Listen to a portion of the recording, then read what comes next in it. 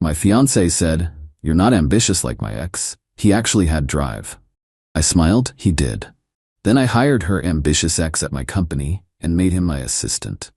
Her humiliation when he had to schedule our meetings and call me sir. Original post: I, 31 male, thought I had it all figured out. Engaged to Melissa, 29, for 6 months, together for 3 years. I run a mid-size logistics company that I built from scratch after college. Nothing Fortune 500, but we do about $12 million in revenue annually and employ 65 people. Melissa works in fashion retail management. She's always been status-obsessed, but I thought it was just ambition. Turns out it was something else entirely. The comment that started everything happened at her friend Tanya's engagement party 2 weeks ago. We were talking with some couples about careers when Melissa had too much wine and decided to be honest. "Trevor's great and all," she said, gesturing at me with her glass. "But sometimes I miss being with someone truly ambitious. My ex Brandon, now he had real drive. He was going places." The whole group went silent. I just smiled. "Brandon was definitely driven," I agreed calmly. She kept going. "He worked at Goldman Sachs. He had that hunger, you know, that corporate killer instinct. Not everyone can handle that lifestyle." She looked at me with this pitying expression. "Trevor's sweet running his little delivery company, but Brandon was Wall Street material." Her friend's husband tried to change the subject, mentioning my company just landed a major contract with a hospital network. Melissa waved it off. "It's cute, but it's not exactly high finance, is it?" I excused myself to get another drink. While at the bar, I made a decision. See, what Melissa didn't know was that Brandon had applied to my company 3 months earlier. I remembered the name because she'd mentioned him before. His resume had been interesting. 2 years at Goldman Sachs, analyst, not the hotshot she imagined, then bounced around 3 startups that all failed, currently unemployed for 8 months. I'd passed on his application initially. But now? Now I had a different idea. Monday morning, I called my HR director, Rachel. "That Brandon Fitzgerald who applied for the operations manager position? Set up an interview." "Really? His experience seems scattered. I want to see him. Thursday, 2 p.m. Update 1 week later. The interview was fascinating. Brandon showed up in a suit that had seen better days, trying to project confidence that wasn't quite there anymore. He clearly didn't recognize my name or connect me to Melissa. Why would he? She always called me Trevor, who owns a delivery service, to her friends, not Trevor, who runs a $12 million logistics company. "So Brandon, tell me about your trajectory since Goldman Sachs." He launched into a rehearsed spiel about seeking new challenges and exploring entrepreneurial ventures. Translation: fired from Goldman, failed at everything since. "The startups didn't work out?" I asked. "Market conditions weren't favorable," he said. "But I learned valuable lessons about perseverance." Perseverance, right? Like persevering through sending 200 job applications according to his LinkedIn activity.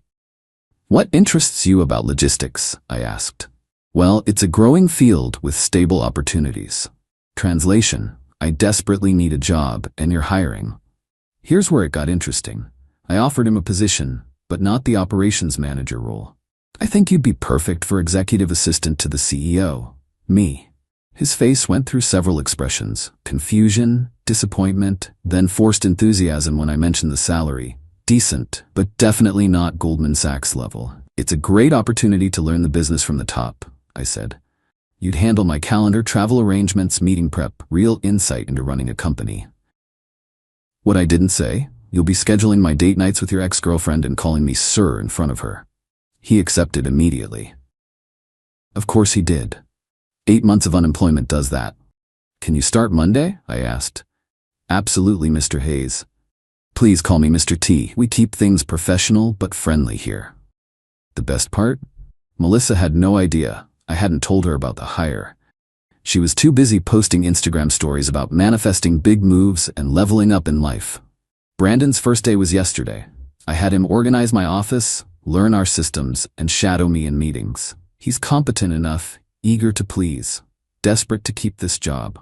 "Mr. T, you have a dinner reservation Thursday at 8 p.m. with Ms. Rodriguez," he said, reading from my calendar. "Actually, that's with my fiancée, Melissa Chen. Please update that." He froze. The color drained from his face. "Melissa? Chen?" Yeah, you might know her actually. She mentioned you two dated years ago. Small world, right? He stammered something about professionalism and keeping things separate. I waved him off. Ancient history, I'm sure. We're all adults here. The panic in his eyes was delicious. Update 2. 3 days later. Thursday arrived. I told Melissa I wanted to stop by my office before dinner to grab something. She agreed, though complained about having to see my little warehouse. We walked into the executive floor at 7:30 p.m. Brandon was still there, finishing reports I'd asked for. Brandon, perfect timing, I called out. Come meet my fiancée. The look on Melissa's face when Brandon walked around the corner in his assistant's lanyard was worth everything. Her mouth opened, closed, opened again like a fish gasping for air. Mel, Brandon said weakly. Brandon, why are you? Brandon's my new executive assistant, I said cheerfully. Been doing great work. Brandon, can you check if the Marchetti contract is ready for tomorrow? Yes, Mr. T, right away. He practically ran to his desk. Melissa grabbed my arm. We need to talk. Now. In my office, she exploded. You hired my ex as your assistant? Is that a problem? He said he was ambitious and driven. I needed someone with those qualities. This is insane. You're being petty and childish. Petty? I hired a qualified candidate who needed a job. You're the one who spent an entire party talking about how amazing he was compared to me. I was drunk. In vino veritas, babe. She stormed toward the door, then turned back. Make him quit. I can't make employees quit, Melissa. That would be illegal. Besides, he really needs this job. Been unemployed for 8 months, apparently. Her face went white. 8 months? Yeah, turns out Goldman Sachs let him go 2 years ago. Something about performance issues. The startups after that, all failed. He's been living with his parents. I watched her world tilt. Her ambitious, driven ex who was going places was fetching my coffee and calling me sir. This is cruel, she whispered. Cruel? I gave a struggling man a decent job. That's actually pretty kind. Want to grab dinner still? She left without another word. Didn't go to dinner. Didn't go home either. Went straight to her mother's house. Her mom, Gloria, called me an hour later. Trevor, what's this about you humiliating Melissa? I hired an employee, Gloria. If Melissa feels humiliated by her ex having a normal job, that's her issue. You did this to hurt her. I did this to help someone who needed work. The fact that Melissa spent months comparing me negatively to him? Well, now she can see how that comparison actually plays out. This is abusive behavior. Comparing your fiancé negatively to your ex at public events is abusive behavior, Gloria. Hiring someone who needs a job is just business. She hung up. Brandon tried to quit the next morning. Walked into my office shaking. Mr. T, I think it's best if I... Brandon, sit down. He sat. Did Melissa contact you? She called last night. She was upset. Did she tell you to quit? He nodded. Brandon, you need this job, correct? You've been unemployed for 8 months. You're living with your parents. Your LinkedIn shows you've applied to over 200 positions. His shoulders sagged. This is a good job, I continued. Fair pay, growth potential, stable company. You'd throw that away because your ex-girlfriend is embarrassed?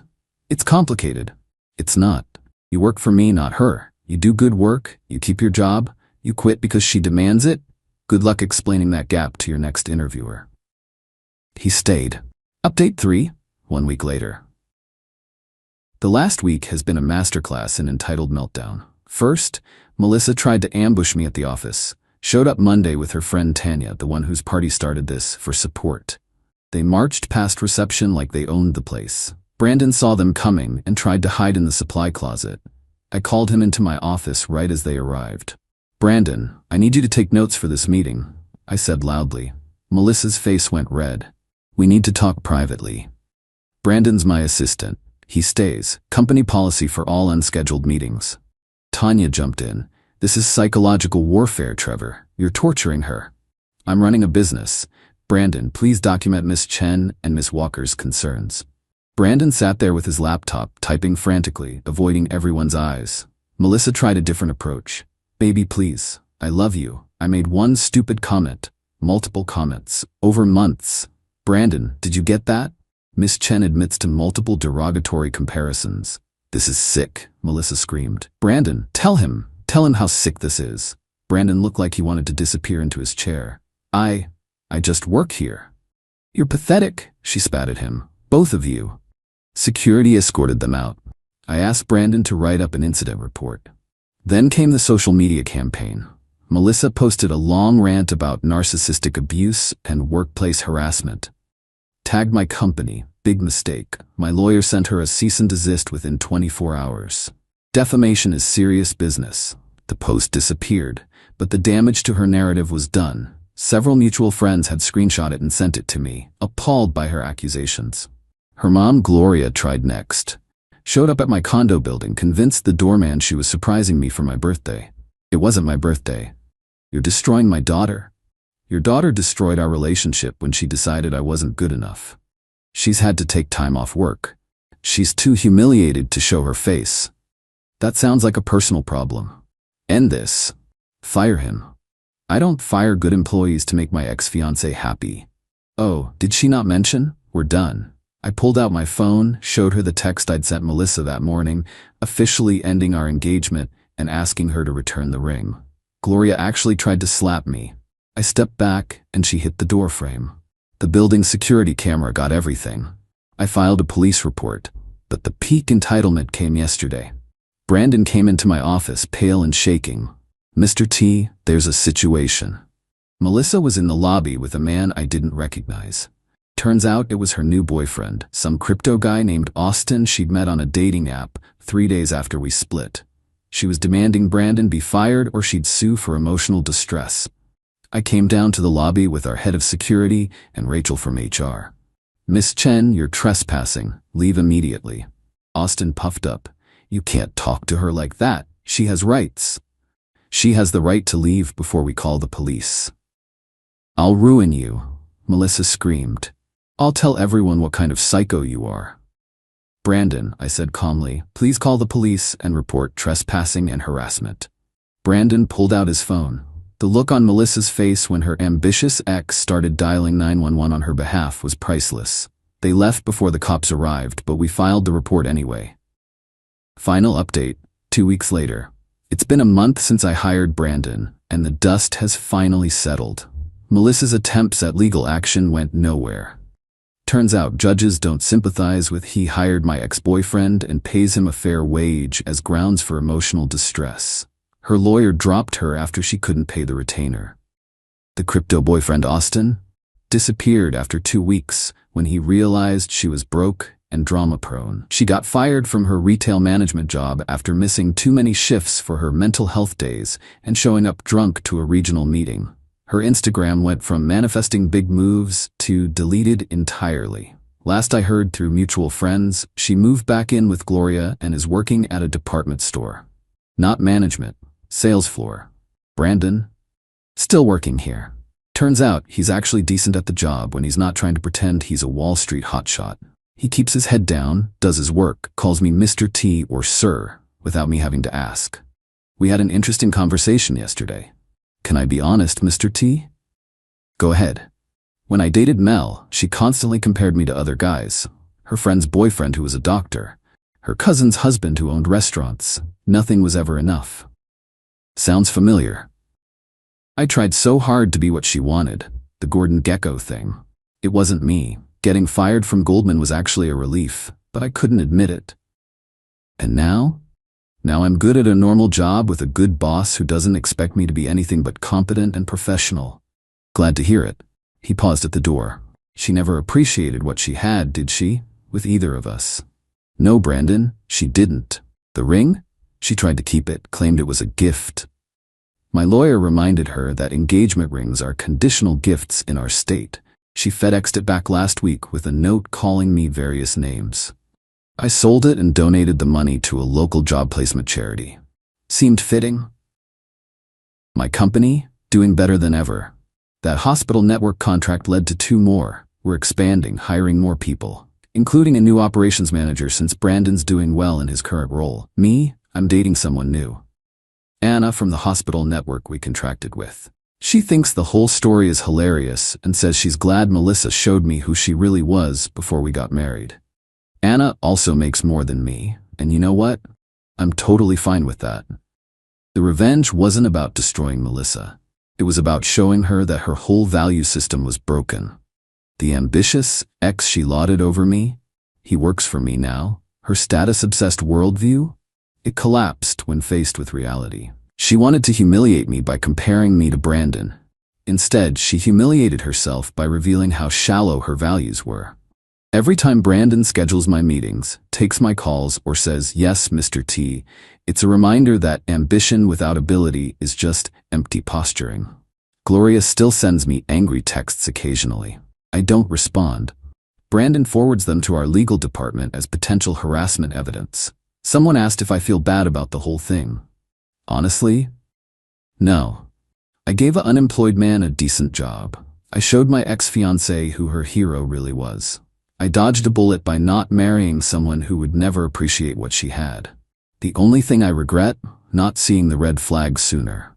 Like when she insisted we go to the most expensive restaurant in town for our anniversary but complained my company didn't have prestige. Or when she said my success didn't count because I didn't wear a suit to work. Brandon still works here. He's actually getting promoted next month to a real operations role, not assistant. He earned it. Melissa would probably lose her mind knowing her ambitious ex is succeeding, working for me.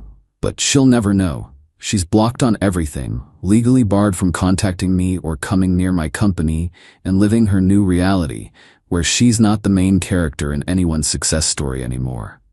Turns out I was ambitious after all. Ambitious enough to build something real, while she was fantasizing about something that never existed.